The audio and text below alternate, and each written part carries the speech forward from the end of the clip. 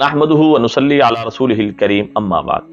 हज के दिनों में हाजियों पर जो अल्लाह की रहमत बरस रही है, उस रहमत में से अगर आप हिस्सा लेना चाहते हैं तो इस मसले पर जरूर अमल करें। अगर कोई मर्द औरत जिस पर कुर्बानी वाजिब है, उसके लिए ये हुक्म है कि जिलहज्जा का चांद नजर आने से पहले पहले वो अपने जेरे नाफ बाल, नाखून और जिस्म के हिस्से के बाल अगर काटना चाहता है तो काट ले। और जिलहज्जा का चांद नजर आने के बाद दो अहादीस से ये बात मिलती है कि वो अपने जिस्म के किसी हिस्से के बाल, नाखून, जेरे नाफ बाल ना काटे। ये हुक्म इस्तेहबाबी है, फर्ज वाजिब नहीं है।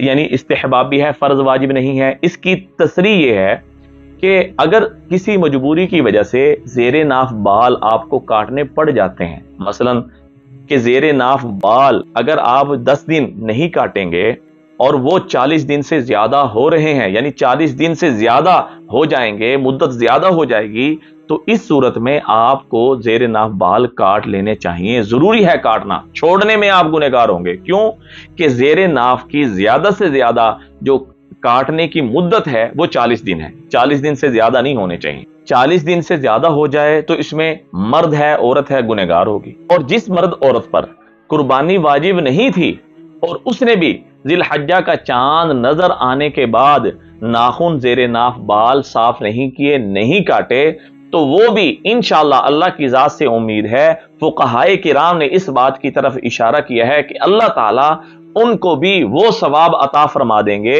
कि जो कुर्बानी करने वाले अपने नाखून और जेरे नाफ बाल ना काट कर हाजियों पर जो रहमत बरस रही थी उसमें से जो उन्होंने हिस्सा लिया है, अल्लाह इनको भी अता फरमा देंगे।